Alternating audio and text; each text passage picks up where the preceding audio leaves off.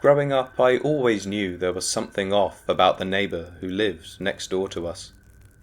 I never really had any direct contact with him until that fateful summer day. I remember my parents had gone out for the day, leaving me alone in the house. It was a really hot day, so I decided to take a swim in our pool. But as I was swimming, I noticed our next door neighbour standing at the fence, watching me intently.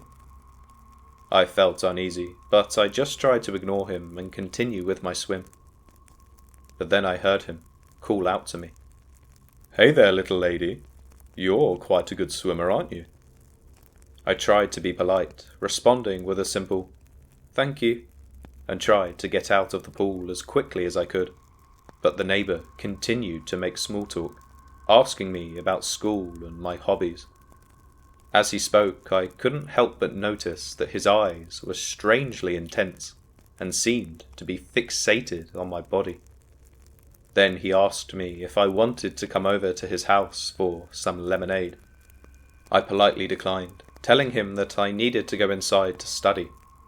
But he persisted, telling me that he had some cool games and toys that I might like. It was strange. How old did he think I was? As he talked, I felt more and more uneasy. His words were almost too friendly, and I could feel that there was something off about the way he was acting, like he was putting on a show of some sort.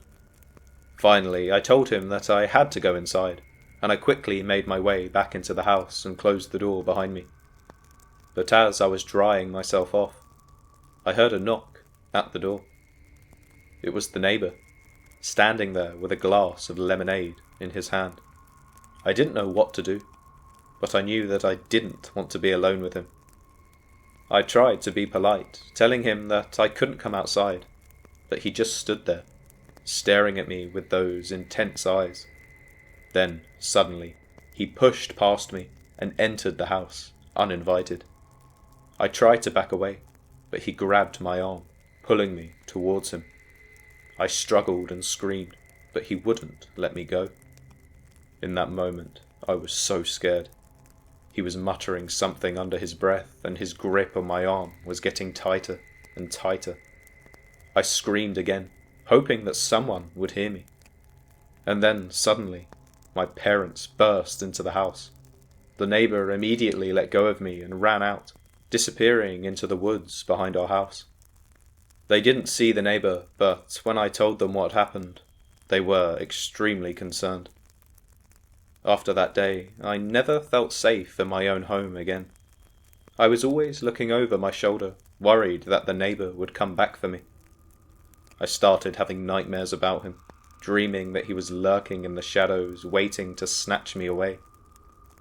It wasn't until years later that I actually found out that neighbour had been arrested for some other crime. I read about it in the local paper, and my heart skipped a beat when I saw his picture.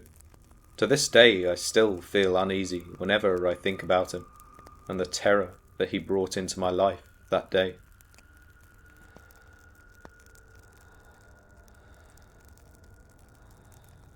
It was a late shift at the gas station, and I was the only one on duty that night.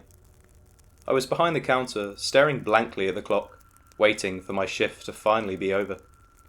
The streets were deserted, and there was nothing to do but wait for the customers. Suddenly, I heard a loud noise. It sounded like someone was pounding on the window. I turned around, and I saw a homeless-looking man standing outside, punching the glass and screaming at me. I was terrified. I had never seen anyone act like that before. His face was contorted with rage, and no matter what I tried, he just kept screaming and pounding on the window. Well, after what seemed like an eternity, he eventually stopped and stumbled away. I was relieved, but I couldn't wait for my shift to be over so I could go home and try and forget about the whole thing. But about an hour later, the man returned, and this time he was even more agitated. He was screaming and yelling, demanding that I let him in. It was so strange because the door was unlocked and he could have walked in if he wanted. But for some reason, he just kept begging for me to open the door and let him in. Well, I tried to take advantage of the situation, and I quickly locked the front door, and immediately called the police. When the cops eventually arrived, they managed to calm the man down and take him away. But even though he was gone, it was so difficult to shake the feeling of unease for the rest of my shifts going forward. I couldn't help but feel like I was being watched. Every time I heard a noise outside, it made me jump. I even started seeing that man's face in my dreams. And then, one night, I was closing up the station when I heard a noise in the back room. It sounded like someone was moving around. I cautiously walked towards the back room, and that's when I saw him. That same homeless man was standing there, staring at me. I screamed for help, but there was no one there. And then suddenly, the man was on top of me, his weight crushing me. I was screaming and lashing my fingernails at him as hard as I could. He got up and ran away. I was just left lying there on the shop floor, completely shaken up and overwhelmingly scared. Well, this was the last straw. I never went back to that gas station again. The man was found and he was arrested, and my boss tried to convince me to stay, even offering me a pay rise, but that wasn't good enough for me. No way was I ever going to work a job like that again. Even now, years later, I still have nightmares about the night. And every time I see a homeless person, I can't help but wonder if they're also capable of doing what that one man did to me.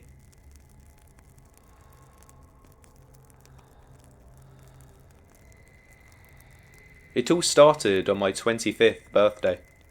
My friends had thrown me a surprise party at a trendy bar in the city. We were having a great time, laughing and drinking, when I noticed a man staring at me from across the room. At first I thought he was just admiring me from afar, but the longer I looked at him, the more I realised that he was fixated on me. It made me feel incredibly uncomfortable, but I tried to brush it off and just enjoy the party. But as the night went on, I caught him multiple times staring at me, and he would always look away quickly when I made eye contact. I started to get worried, wondering if he was following me or just a creepy stranger at the party. Well, one night when I was walking home from work, I noticed that that same man was on the opposite side of the street. My heart raced as I quickened my pace, but he was still there, lurking behind me. I didn't know whether to confront him or to just keep going and pretend that I didn't even see him. But that's when I noticed he was now on the same side of the road to me, and was right behind me. I turned to look at him, but he just smiled and walked away. I hoped that that was the end of it, but after that encounter, things only got worse. He started leaving creepy messages on my voicemail, always breathing heavily into the phone, and saying strange, unsettling things. I even came home one day to find a bouquet of dead flowers on my doorstep, along with a note from him, saying, "I'll always be here." I felt sick to my stomach, realising that this wasn't just a harmless crush that he had on me. Well, for the rest of the year, I'd see him every now and again. I would never confront him as I was too scared. But to be fair, he never actually did anything. He would always just watch me from afar, and I never really had any physical contact with him. That was until the night of my 26th birthday. This time I decided to throw a small gathering at my apartment. I remember at this point the last time I saw him was probably a month or two ago, but I was still slightly nervous that he might show up. Nevertheless, I tried to push those thoughts out of my head and just have a good time with my friends. But as the night wore on, we all started to hear strange noises coming from outside. It sounded like someone was trying to open the front door, and my heart raced as I realised that this could be him. I grabbed a wooden rolling pin for protection and cautiously made my way to the front door. When I opened the door, I saw him standing there with a twisted grin on his face. He tried to push his way into my apartment, but my friends were behind me and they started screaming at him to leave. Eventually, we were able to overpower him and we held him down until the police arrived. He was arrested and charged with assault and stalking, and so now I sleep a little better at night knowing that he's behind bars. But the trauma of that experience still stays with me, and I do have trouble trusting strangers. Even now, I always double check the locks on my doors and windows. worried that he might come back.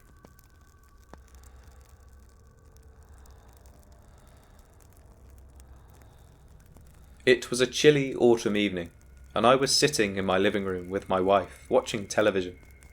We had just moved into a new neighbourhood, and we were still getting used to our surroundings. Our house was in a quiet cul-de-sac, and our neighbours were a mix of young families and elderly couples. However, there was one neighbour who stood out for all the wrong reasons. He lived 2 doors down from us, and from the moment we moved in, he made it clear that he did not like us. Every time we saw him outside, he would glare at us with his piercing blue eyes, and mutter something under his breath.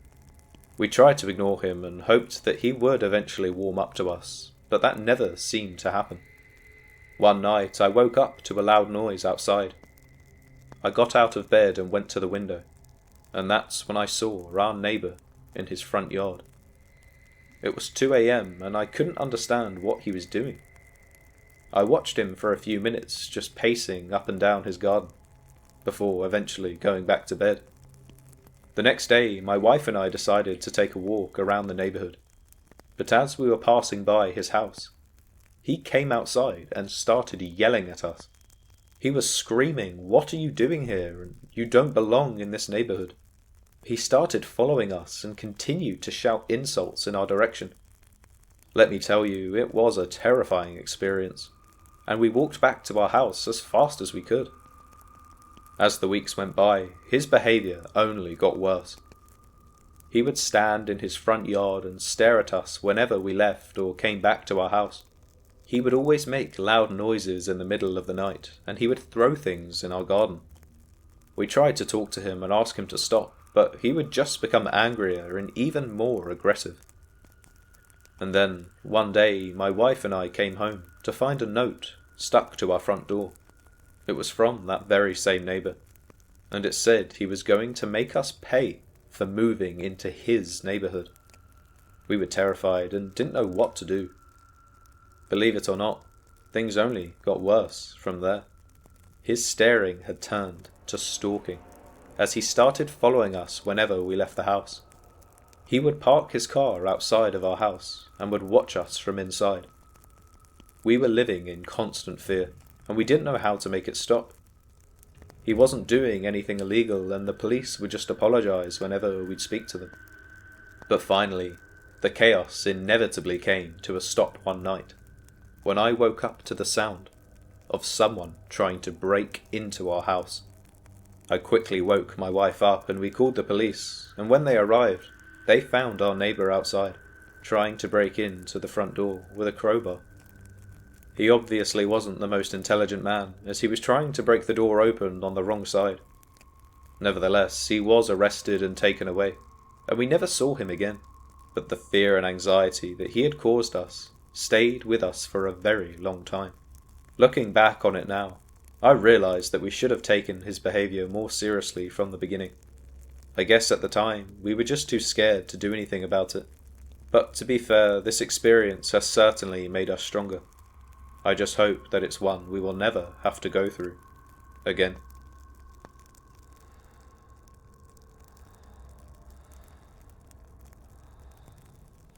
I was a college student, working part-time at a convenience store in a small town. It was the only job I could find that would fit my schedule, and even though the hours were long and the pay was quite low, I was grateful to have a job at all. The store was open 24 hours, and I often worked the late shift, which meant that I was usually the only person working in the store after midnight. On one of my shifts, I was working late as usual.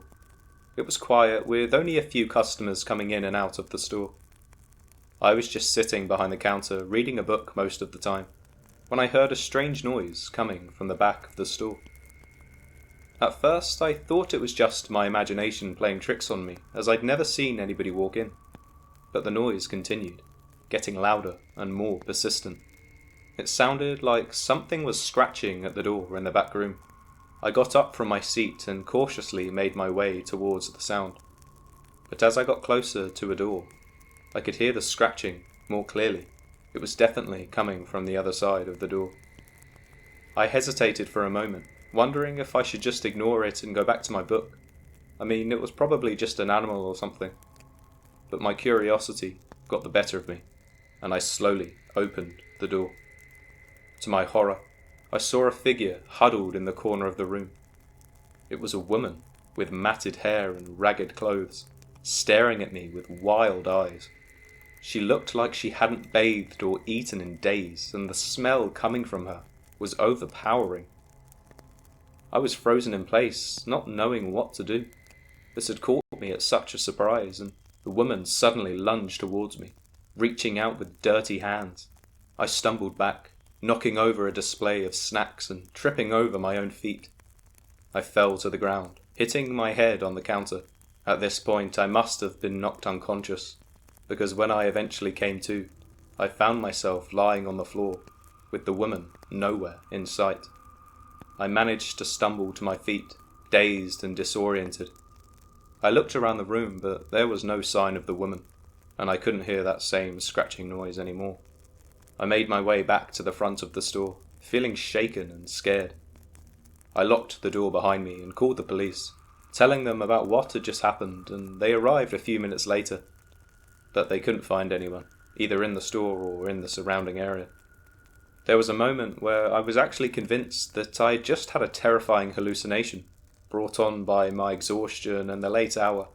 Maybe I'd slipped and fallen, and the whole thing was just some sort of weird dream. But as the weeks went by, strange things continued to happen in the store. Items would move on their own, strange noises would be heard at night, and customers would regularly report feeling a sense of unease when they entered the store. Years have passed now, and I did quit my job, unable to cope with the fear and uncertainty, and also I wanted to do something that paid a little bit better. But even now, I can still feel the chill that ran down my spine that night, and I wonder what it really was that I saw in the back room.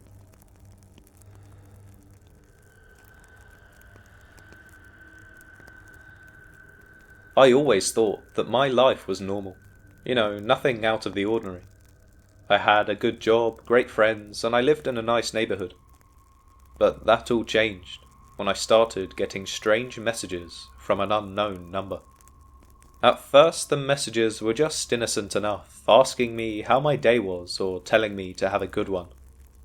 I just assumed it was spam and I ignored them every time they came through.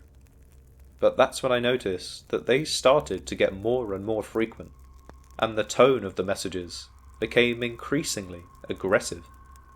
One message would read, "You look beautiful today," but then another would say something like, "I'm watching you."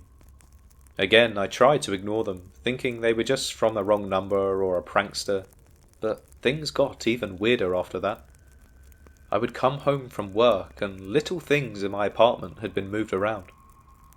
I tried to convince myself that I was just being paranoid, but there was a small part of me that was severely scared that someone had been in my apartment. Things only got worse from there, as I would now get phone calls in the middle of the night, and when I would answer them, I would hear heavy breathing on the other end of the line. It felt like no matter what I did, someone was always there watching me. And that's when, one night, I was walking home from a friend's house when I saw someone following me. I turned around, but they ducked behind a parked car. I tried to pretend that I hadn't seen them to hope that they would just stay hidden, but as I walked away, I could hear footsteps behind me growing louder, and suddenly I was grabbed. I was fighting back as hard as I could, but I was no match for them. They were so strong. But just as I thought that my life was all over, I heard a voice from behind me. "Let her go!" I looked towards the sound, and there was a man running over to us. The stalker immediately dropped me and ran in the opposite direction. I excessively thanked the man who had saved me, and it turned out that he was someone who lived in the same building as me. We actually dated for a little while after that, but we ended up just becoming good friends. We did eventually end things as I had to move to a new city for work, and I took it as my chance to start my life over. I did go to the police, but they were never able to find anyone, so I would live in constant fear. This experience was years ago now, and I've somewhat moved on, but it certainly has left me more paranoid and anxious. And to be honest, I don't think I'll ever be able to truly trust anyone ever again.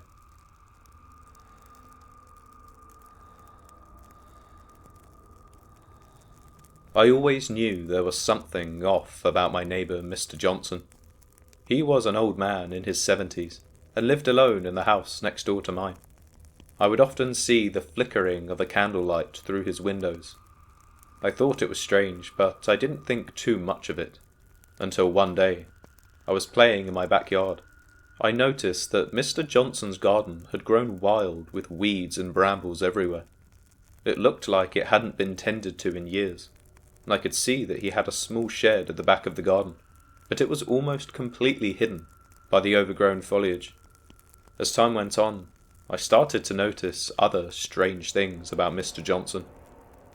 He would come out at night, always dressed in dark clothing, and I could hear him walking around his backyard in the early hours. Sometimes I would hear him even talking to himself, muttering words that I couldn't understand. I remember I was lying in bed when I heard a strange noise coming from Mr. Johnson's house. It sounded like someone was moving heavy objects around. I decided to investigate, and I crept out of my house and into my backyard. As I peered over the fence, I could hear Mr. Johnson's muttering growing louder. I looked through his window and saw him moving furniture around, talking to himself all the while. But as I was watching, something caught my eye. In the corner of the room, I saw a pair of eyes staring back at me. They were small, beady and yellow, and they belonged to what looked like a rat that was perched on the windowsill. I took a step back in surprise, but then I noticed something else. There were rats everywhere, on the floor, on the furniture, crawling up the walls, and Mr. Johnson was completely oblivious to them, still just muttering to himself and moving objects around. I decided to leave at that point, and quickly went back to my house feeling sick to my stomach. But the next day, I saw something that made me even more creeped out. Mr. Johnson had set up traps in his garden, and there were dead rats lying everywhere. As I watched, he picked one up, examined it closely, and then I saw him put it in his pocket. I couldn't believe what I was seeing. This weird behaviour made me start to feel like I was in danger, like Mr. Johnson was capable of anything. I decided to tell my parents, but they didn't believe me at first. I pointed out his garden in the upstairs window and begged them to look at all of the traps. And to be fair to them, they were concerned and contacted the authorities once they saw what I was talking about. When the police arrived, they found Mr. Johnson in his house, surrounded by rats apparently. He had become delirious, and he would always mutter to himself about the rats and how they were his only friends. They discovered that he had been hoarding food, water and other supplies for years, and that he had been living off the rats in his garden. It was a disturbing sight, and it still haunts me to this day. In the end, we had to move away because the rats were starting to infest in our own garden. Nevertheless, I still think about him from time to time. But I just hope that I never have to encounter anyone like him, ever again.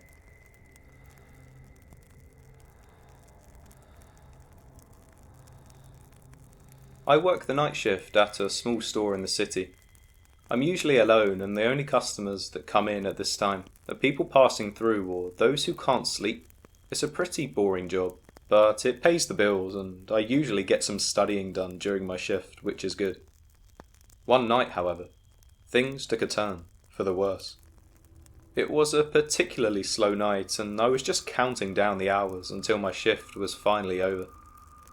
That's when I noticed a figure lurking outside the store. At first I thought it was just a passerby, but as they lingered outside for an uncomfortably long time, I started to feel uneasy. I tried to just focus on my work, but the figure outside wouldn't go away. After what felt like an eternity, the figure finally entered the store. It was a tall, skinny man wearing a dark hoodie with the hood pulled over his head.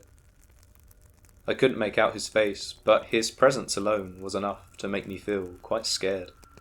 He rummaged around on one of the aisles and then he approached the counter, placing a few items in front of me. I tried to maintain a professional demeanour, but something about him just felt off. He didn't say anything, just handed me the items and waited for me to ring them up. As I scanned them, I couldn't help but feel like he was watching me, his eyes burning a hole through the back of my head. I tried to ignore it and focus on the register, but when I looked up to hand him his change, I saw that his face was covered with a mask. My heart raced as I tried to keep my cool. I mean, maybe it was just a coincidence. It wasn't the type of mask you'd see post-COVID, but maybe he was just trying to stay warm, I thought to myself. But as I handed him the change, he reached out and gripped my hand. "Thank you," he said in a deep, guttural voice. "I'll be seeing you again soon." I jerked my hand away from him, and he quickly turned and walked out of the store. I was relieved when he finally left, but I was left with a feeling that something was seriously wrong. I mean, when would he be seeing me again? I wished that night would never come. As the night wore on, I couldn't focus on my work anymore.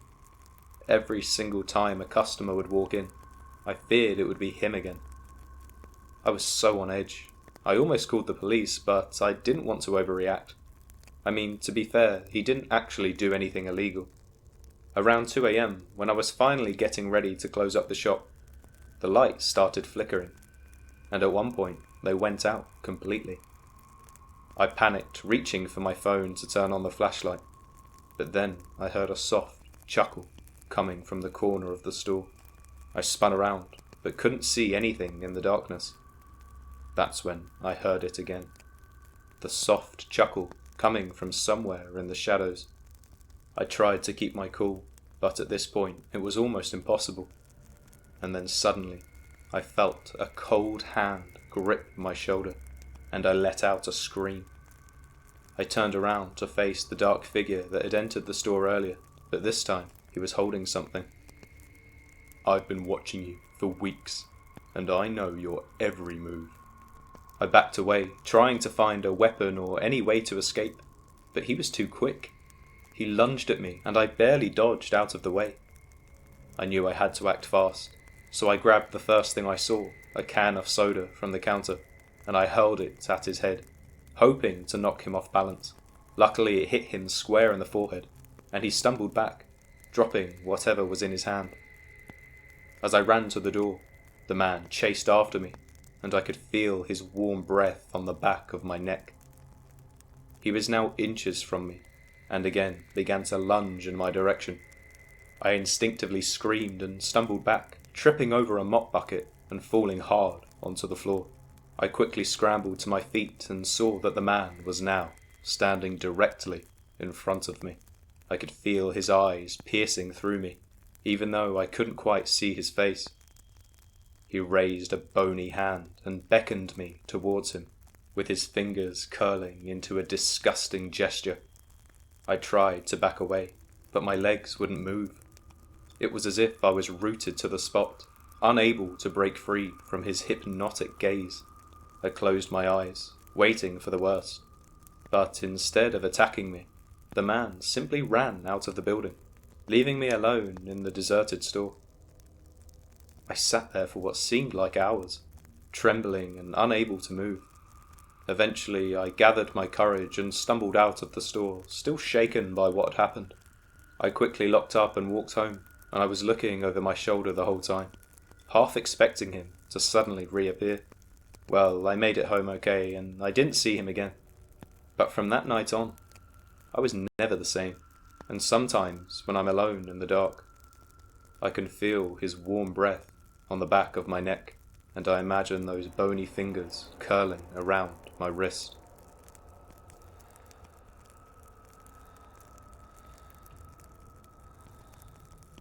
I was always an independent woman, never the type to rely on anyone else to get through life. But that all changed when the stalking began. It started small, with strange messages being left on my car windshield at work. At first I brushed it off as a harmless prank, but soon the messages became more sinister, and that's when I saw him for the first time. I was walking back to my apartment after a long day of work. It was already dark out, and the streetlights cast eerie shadows across the empty sidewalks. As I turned the corner, that's when I saw a figure lurking in the shadows. It was too dark to make out any features, but I could feel his eyes were on me. I quickened my pace, trying to put some distance between us, but the figure seemed to keep up with me, but just staying out of sight. Well, eventually I was able to lose him, and I managed to make it to my apartment unharmed. But over the course of that year, the stalking became more frequent and invasive. I would find strange objects left at my doorstep, like a single black glove or a lock of hair. It was like someone was playing a twisted game with me, so I even tried to move to a different part of town. But that didn't even make a difference. He would always seem to find me. One particularly unnerving experience happened during my volleyball practice. I was out with my teammates focusing on the game, but that's when I saw him, standing on the sidelines staring directly at me. He was wearing a hoodie and black sunglasses, but I could tell it was him by the way he moved, like he was trying to blend in with the crowd. I panicked, feeling exposed and vulnerable, but I just tried to focus on the game and deal with that situation after. But I couldn't shake the feeling of his gaze burning a hole in my body. After the game finished, I got home safe and sound, but I was still scared. I invited a few close friends over and explained to them what had been happening, and they rushed right over immediately. We were having a really good time, and I'd almost completely forgotten about my stalker. But as the night wore on, I started to notice strange things happening. I had been drinking that night, so I assumed that it was just my drunken mind playing tricks on me.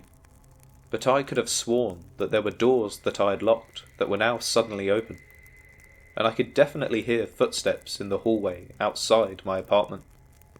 Well, it wasn't until the next day that I found the note. It was written in shaky handwriting, with strange symbols and words that I couldn't understand. But there were two words on that note that were clear as day: watching and waiting. I knew at this point that I had to take action. After discussing the situation further with my friends, they all told me that I should probably move out of my apartment, seeing as he knew where I lived. To be fair, I was looking to move out of that place for a while now, so I just took this as an opportunity to start my new life. Luckily, I haven't seen him again since then, but even now, every time I turn a corner or step out into the street, I get this overwhelming feeling of fear. The stalking had gone on for almost a year, and the memories still haunt me, and I wonder if I'll ever truly be free from that fear.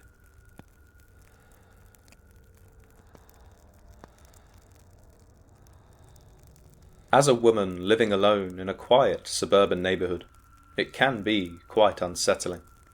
Even when a community can be quite peaceful, it only takes one neighbour to make things feel uncomfortable. There was a man who lived in the house next to mine. He was tall and thin and had a sunken face with dark, beady eyes. I never caught his name. He kept to himself most of the time, so I just referred to him as the creepy neighbour. At first I didn't pay too much attention to him. As I said, he mostly kept to himself and rarely left his house, so there wasn't much to say. But then, that's when the strange things began to happen. Every time I walked out of my house, he would suddenly appear outside, almost as if he had been waiting for me. He would stare at me with a strange smile on his face that made my skin crawl. One night I was alone in my house, getting ready for bed, when suddenly I heard a soft tapping at my window. I looked over to see the creepy neighbour standing in his yard, staring up at me with a sinister grin. I quickly closed the curtains and retreated to my bedroom, with my heart now pounding with fear. Over time, I began to notice that the creepy neighbour was always watching me. He would appear at odd times and places, as if he was tracking my every move. For example, whenever I walked my dog, he would always appear out of seemingly nowhere and would try to make conversation with me. Eventually, he took it one step too far and stopped me on my morning jog. I told him politely to leave me alone, but he just kept chasing after me. I warned him that I'd call the police, and he just laughed, and so I did. Unfortunately, they said they couldn't do anything unless he had made a direct threat against me. So I was on my own, with a neighbour who was becoming more and more unstable by the day. And then, one night, as I was lying in bed trying to fall asleep, I heard a strange noise coming from outside my window. I looked out, and I saw the creepy neighbour digging in his backyard. It was the middle of the night, and he was digging a deep hole in the ground. My mind raced with the possibilities of what he may be doing, and I knew I had to act fast. The next day, I actually went to his house and confronted him about what I had seen. He denied everything, but I could see the madness in his eyes. It was at this point that I knew that I had to leave the neighbourhood before things got even worse. The police clearly weren't going to do anything, so I was left with no other option. I moved away as soon as I could, but I still feel the weight of that creepy neighbour's gaze on me from time to time. It's been years now, but I can never seem to shake the feeling that he's still watching and waiting for me to return to his twisted world.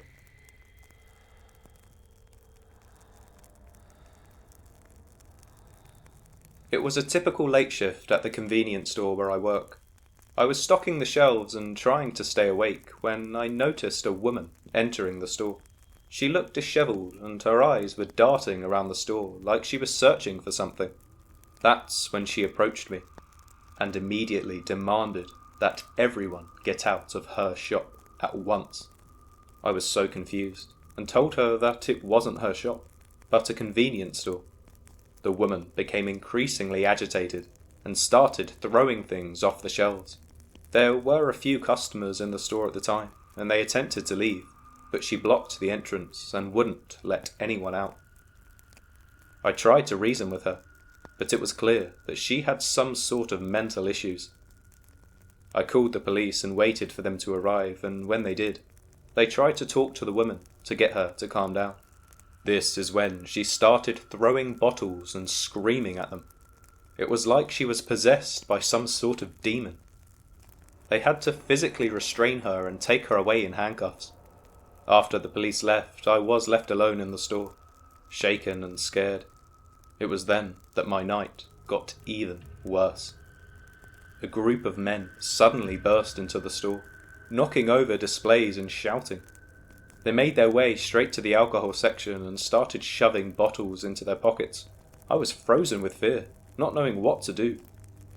They didn't seem to notice me at first, but then one of them spotted me in the corner of their eye, and I felt my heart drop as he started to approach me.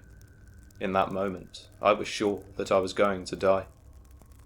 I mean, this truly was a night of horrors, but luckily, a miracle happened. The door burst open and several police officers rushed in. They managed to apprehend the thieves and eventually led them away in handcuffs as well. I breathed a sigh of relief and collapsed onto the floor. I mean, could this night get any worse? Well, I guess you could say that it did, when one of the apprehended thieves managed to wriggle out of the grip that one of the police officers had on him, and he started banging against the window, shouting something about needing money and how we were all liars. It really caught me off guard. I mean, there were so many police officers around, yet there were still so many scary things happening. The man continued to pound on the window, his face twisted in rage. It was honestly like something out of a movie, when finally one of the police officers brought him down to the floor, and they took him away. Every little sound after that made me jump, but when my shift finally ended, I walked out of the store and into the cool night air, and I was so grateful to be alive. To this day, I know I will never forget my night of horrors. When I tell people the story, they don't believe me at first. I mean, I probably wouldn't myself. But to think, after I had to deal with a mentally ill woman basically holding everybody hostage in the store, followed by a group of men trying to rob a bunch of alcohol. Could you even imagine a worse night shift? Thank you for watching, and if you prefer the longer format videos, please let me know in the comments down below, and make sure to subscribe for more scary stories.